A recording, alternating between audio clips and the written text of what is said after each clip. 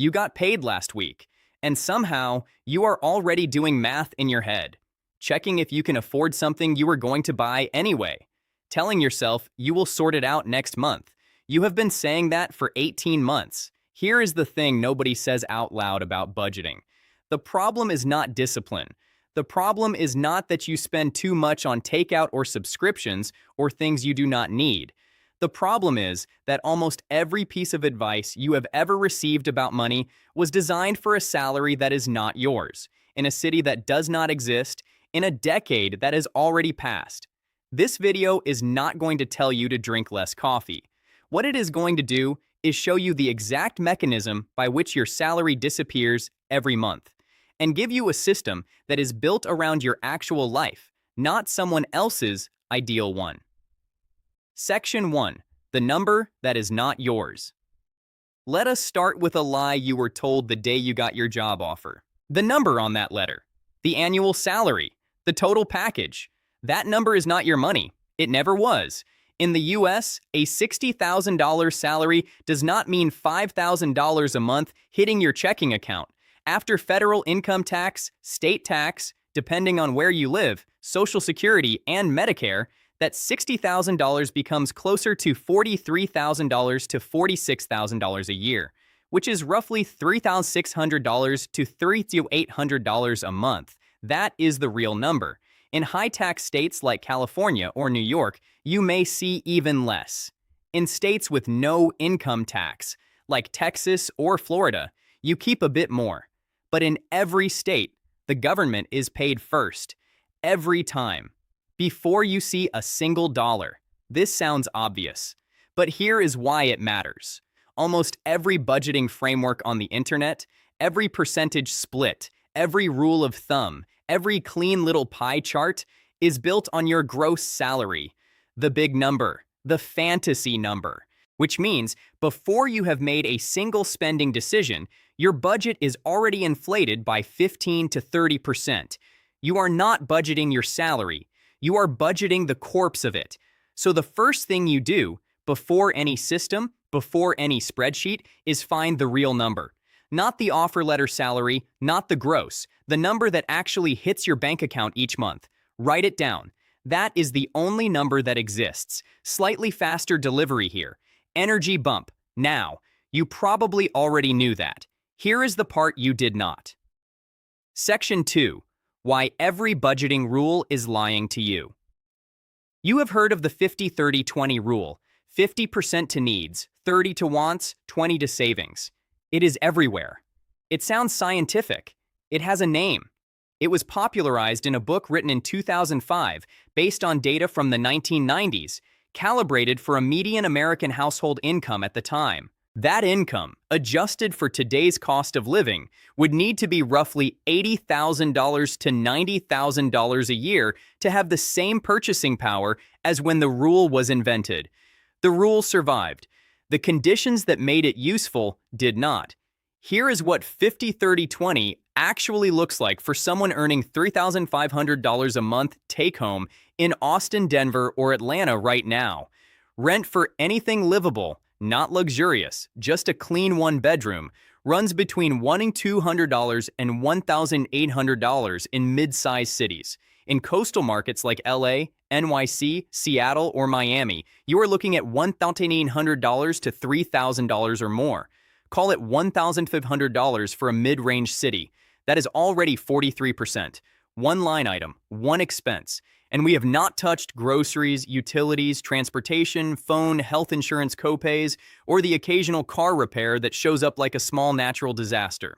Add those in, and you are sitting at 60 to 70% of your income before you have eaten a single restaurant meal, bought a single item of clothing, or saved a single dollar. The 50-30-20 rule does not fail because you are bad at following it. It fails because it assumes an affordability that does not exist in most American cities in 2025. Trying to follow it is not discipline. It is punishment for living in the wrong decade. Section 3. The floor. Build from reality, not aspiration. So what actually works? You stop starting from the top and you start from the bottom. Here is the approach. It is not glamorous, but it is honest. First, you identify your floor.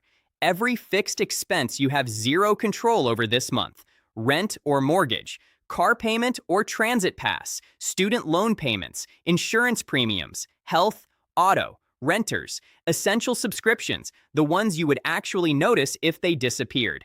Add all of it up. This is the number your income has to clear just to keep your life from falling apart. That floor number is not a budget. It is a fact. You cannot negotiate it right now. You cannot optimize it this week. It just is. Whatever remains after your floor, that is your real money. The only pool where any decision is actually available to you. And here is where most people go wrong, even people who do everything else right. They leave that remaining money as one big number and spend reactively from it until it is gone. They intend to save what is left. There is never anything left. The fix is simple and it sounds obvious, which is why almost nobody does it. You split that discretionary pool before the month starts. Not at the end. Not when you check your balance on the 25th. Before. A functional split: 40% toward savings or debt repayment, 60% toward everything else. Groceries, transportation, social spending, personal needs, all of it. Is 40% aggressive? Yes. Is it achievable immediately? Probably not. Does the exact percentage matter right now? No. What matters is that savings is treated as a bill you pay yourself at the start of the month, not a reward you collect if enough is left at the end. The direction is the point, not the perfection. Drop in energy, almost quiet. This should feel like a secret. Now, I want to show you a calculation that most personal finance content completely ignores. And once you do it, you cannot undo it. Section 4, the daily number. Take your discretionary pool, the amount left after your floor, after your savings are moved, whatever that number is. Divide it by 30. That is your daily budget.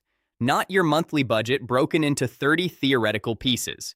Your actual honest ceiling, per day, for everything that is not a fixed expense. For someone taking home $3,500 a month, with a floor around $2,000 and $300 moved to savings, the discretionary pool is roughly $1,200. Divided by 30, that is about $40 a day. Now think about the last time you spent without thinking. Lunch out, an Uber instead of driving, something you added to your Amazon cart and barely remembered ordering. You were not being reckless. You just did not have the unit of measurement that made it visible. A $120 dinner out with friends is not just $120. It is 3 full days of your daily number. You might still go. You might decide it is absolutely worth it. But now you are deciding, with full information, instead of drifting into a choice that will confuse you on the 22nd. Awareness is not restriction. It is just information you were not given. Section 5. The thing that quietly destroys every budget. You have done everything right. You found your real take-home. You built your floor. You moved your savings first. You know your daily number. And then your sibling announces a wedding. Your laptop gives up mid-semester. Your car needs a repair that somehow costs as much as a cross-country flight. Your parents need help covering something, and you are not the kind of person who says no to that. This is not bad luck. This is a year, every year, for everyone. The mistake is treating these as emergencies. They are not emergencies. They are predictable unpredictabilities. The timing is unknown. The existence of them is certain. The solution is a separate buffer. A third category that sits alongside your floor and your discretionary money. A small, quiet pool you add to every month, even $50 to $100, specifically for these expenses that have no fixed date but will absolutely arrive. Some people call this a sinking fund. Some call it a life happens fund. The name does not matter. What it does is remove the psychological ambush. The budget does not collapse every time life happens, because life was already accounted for. That is the whole system. Floor, savings first, daily number, buffer, not perfect, not aspirational, built for the actual shape of a real month. Section 6. The bigger truth. Why budgeting feels like failure. Here is something nobody in personal finance wants to say. Budgeting does not solve the gap between what things cost and what salaries pay. Rent in most American cities has risen 40 to 60% over the last decade. Median wages for non-managerial workers have grown at a fraction of that rate. Health insurance costs have outpaced inflation for 20 years running. Student loan balances have become a defining financial reality for an entire generation. This is not a discipline problem. It is arithmetic. And yet the entire language around personal finance is built on moral categories. You are either good with money or you are not. You are either responsible or careless. The framework implies that if you are struggling, you have failed some test of character. You have not. Budgeting, done honestly, does not fix the structural problem, but it does do something that matters more than people give it credit for. It gives you a clear picture of exactly where you stand. Not where you should stand. Not where someone else says you should be. Where you actually are in this month, with this income, in this city. And that clarity, uncomfortable as it sometimes is the only real starting point for any decision worth making. Slow. Considered. Each sentence its own beat. So, the system. Find your actual take-home. Build your floor. Move savings before you spend anything. Know your daily number. Set a small buffer aside for the life that will happen regardless of your plans. That is it. That is the whole thing. It will not make you rich. It will not solve the structural problem of living in an expensive city on a salary that has not kept up. It will not give you a perfect month, but it will do something more useful than any of that. It will show you, with clarity, what your life actually costs. The question that is worth sitting with, the one most people spend years avoiding, is not whether you can budget better. It is whether the life you are currently building is one you can actually afford. Or whether you are papering over a gap every month, quietly, and hoping something changes before you have to look at it directly. Most people never check. You just did. At the end of the day, it's not about how much you earn, it's about how well you manage it. If this video helped you understand money a little better, then you're already ahead of most people. Make sure to like, subscribe, and stay connected with Investing SQ, where we simplify finance for your everyday decisions. And before you go, we'd love to know where you're watching this from. Drop your city below, and don't miss our next video. It might just save you thousands. See you next time.